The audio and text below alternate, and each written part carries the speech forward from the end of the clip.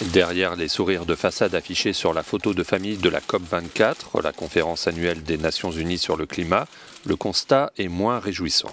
Le secrétaire général de l'ONU, Antonio Guterres, a concédé que le monde n'allait pas dans la bonne direction pour freiner le changement climatique. L'éminent écrivain et scientifique britannique David Attenborough a aussi tiré la sonnette d'alarme. Actuellement, nous faisons face à un désastre causé par l'homme à l'échelle mondiale. La plus grande menace depuis des millénaires est le changement climatique.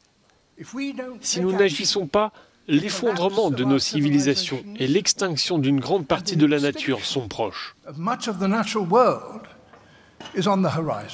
Symboliquement, un siège a été réservé au peuple à Katowice, où se tient cette COP24, au sein d'un parterre clairsemé de chefs d'État et de gouvernement. Les peuples du monde ont parlé. Leur message est clair. Le temps presse. Ils veulent que vous, les décisionnaires, agissiez maintenant. Les experts du GIEC qui font autorité sur le sujet s'accordent à dire qu'il faudrait réduire les émissions de CO2 de 50% en 2030 par rapport à 2010 pour respecter l'accord de Paris conclu en 2015. L'objectif alors fixé était de limiter à 1,5 degré si possible le réchauffement climatique d'ici à la fin du siècle. Cette très jeune activiste regrette le manque de volontarisme des dirigeants du monde entier.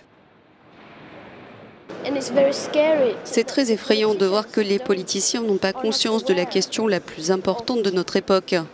Et je pense qu'ils sont tous irresponsables.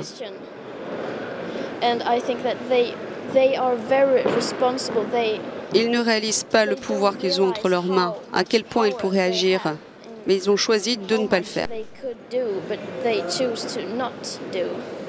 La Pologne, qui organise cette COP24, veut y entériner la déclaration de Silésie, qui insiste sur les conséquences pour l'emploi d'une sortie des énergies fossiles, pourtant très polluantes.